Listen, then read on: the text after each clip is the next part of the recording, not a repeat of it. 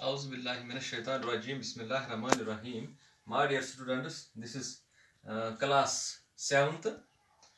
Our today's topic is आजमाई शर्त है. आज का जो हमारा मौजू है मेरे बेटे, आज का मौजू है हमारा आजमाई शर्त है. कल तक हम तंबाकूनोशी के मुज़िद असरात पढ़ रहे थे, तो वो चैप्टर हमने कंप्लीट कर दिया. आज हमें ये पढ़ना है आजमाई शर्त है.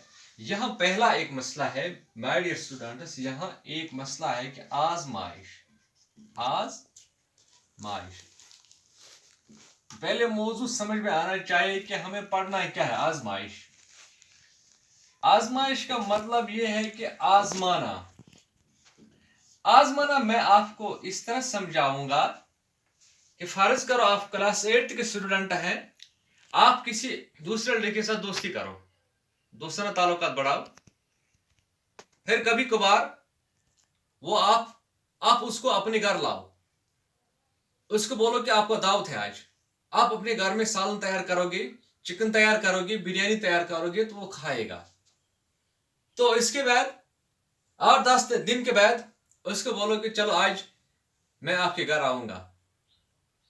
तो अगर उसने बोला कि जिया तू मर्जी से आओ, तू खुशी खुशी आओ, तो आप चले जाओगे. 8-10 दिन के बाद उसके घर में उसके साथ दोस्तानी रचाओगे, तो चले जाना है आपको उसके साथ. तो उसके साथ जब बैठोगे, तो अगर उसने तैयार भी किया है कि जो आपने अपने घर में उसको खिलाया है, चिकन खिलाया है, बिरयानी खिलाई है, दूध खिलाया है और मीठी मीठी चीजें तैयार की है उसके लिए, तो अगर उसने भी आपके लिए तैयार की है और मजे मजे से आपके साथ खेलने लगा, कूदने लगा, फेरने लगा, तो इसका मतलब यह है कि आपने उसको आजमाया, तो वो आपका फ्रेंड बन गया. क्या बन गया?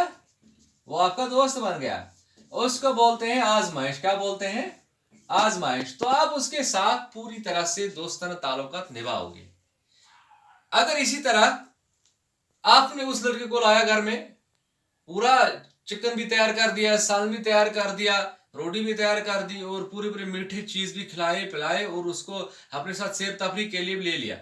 फिर आपने 8-10 दिन के बाद उसको बोला है कि चलो भाई आज मैं आपके घर आऊंगा, तो आज वहीं रात को ठहरेंगे 1-2 दिन और सैर तफरी भी करेंगे और मजा भी लेंगे.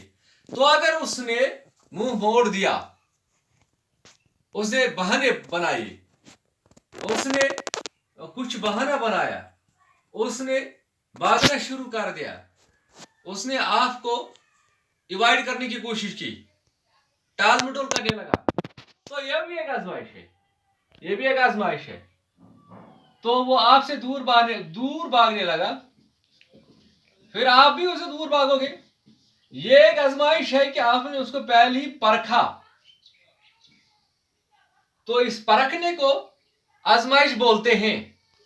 तो चाहे आप उसके घर जाओगे, आपके साथ वो दोस्ती किया, तो वो भी आजमाइश है.